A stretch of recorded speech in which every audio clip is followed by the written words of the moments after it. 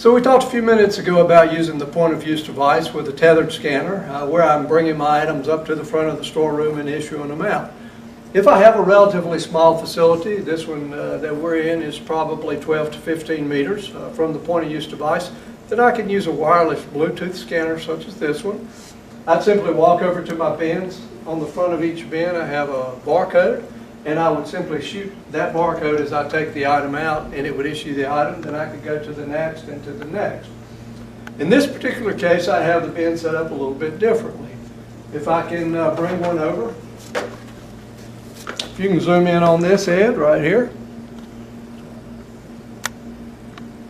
Okay, so what it says is their reorder point. So the way we do this is what we call bulk replenishment. I don't really care which individual items a person took. What I want to do is make sure that I replenish the bin properly. And so about once every day or 2 days, I'll have my storeroom person go around and look at these bins. If one of them has dropped below the inventory level, then they'll simply shoot the front of the bin with the scanner.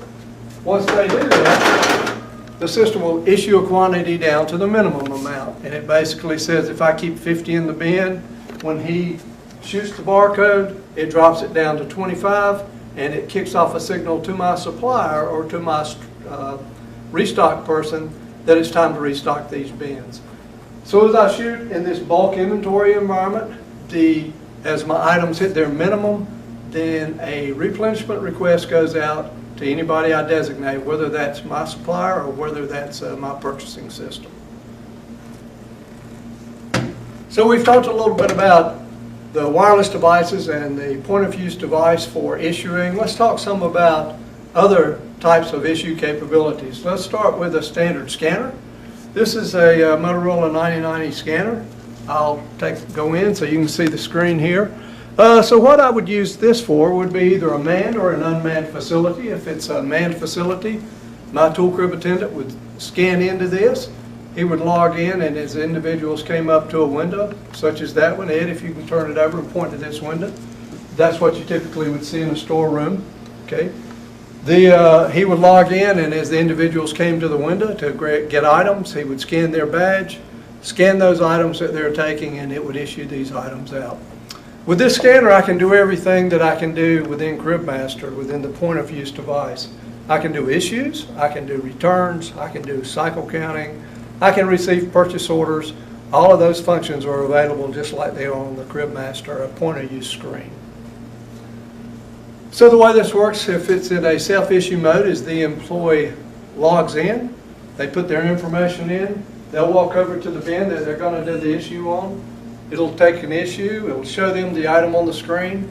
They can adjust the quantity and say I'm taking 2 or 3, hit the issue button, and they're ready to go to another bin.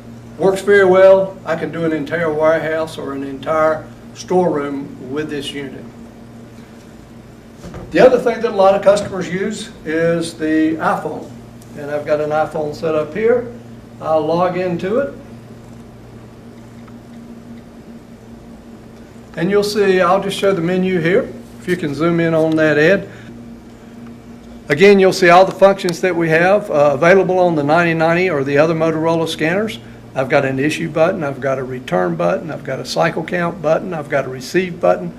All of those capabilities on the i5 phone, and this is what's called CribMaster Mobile.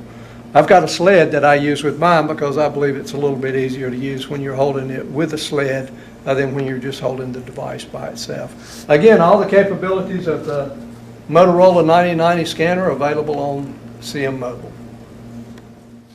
One of the things that a lot of companies are doing now are tagging their tools with radio frequency identification chips. They're called RFID tags. They're small, about the size of a chiclet of gum. This wrench has one on it. You'll see the RFID tag here.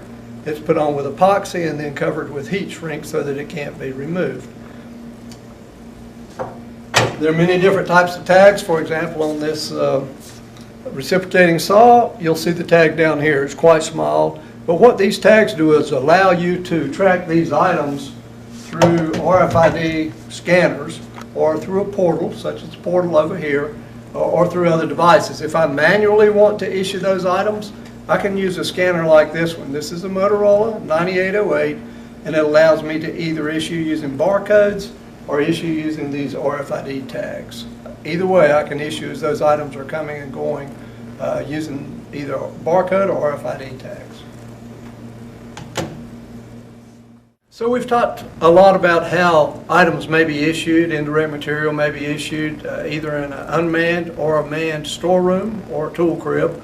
The key to the success with that system, though, is controlling the access to the unit. And the way CribMaster does that is to use the Prox card reader to allow access into the system. This Prox card is attached to the CribMaster system so that we provide permissions. For example, I may be able to get into this storeroom area, but I can't get into another one in another facility. Initially, the individual walks up, they scan their card. If they have permission, the door opens and they're able to go in. Then they would pick up the scanner, or they would go to the point of use device, take whichever items they need. In some customer sites, the tool cribs or the storerooms are divided into two sections. The first is what we would call a general access section. Anybody can go in, they can get general tools, PPE, that types of thing. But then there may be a second level of access with a gate. If you look at the caged area here, that only the supervisors can get into. So now I might have my test equipment, electrical equipment, anything that's high expense. There's another access point that my supervisors have to go through to get that, and then they would come back through and go out through this same exit. So that's a key to the success of the system. It's tied right into the CribMaster system in that it uses permissions for the employees based on the settings within the CribMaster system. So we've talked a lot about the point of use devices either in an unmanned or a manned tool crib or storeroom. One of the things that you're going to want to do is get all that data out of the CribMaster system. And this is where you get it. This is what the desktop looks within a CribMaster administrator module. You'll see across the top that I have a lot of capabilities. The key one I want to point out for this session is the reporting. There are 200 standard reports that are offered. You can go in and you can look at your usage by employee, by work center, by cell, by project. Whatever you capture as a cost center, you have the ability to do. So I appreciate your time today in taking a look at the CribMaster point of use system and the CribMaster software, and we look forward to working with you in the future. Thanks.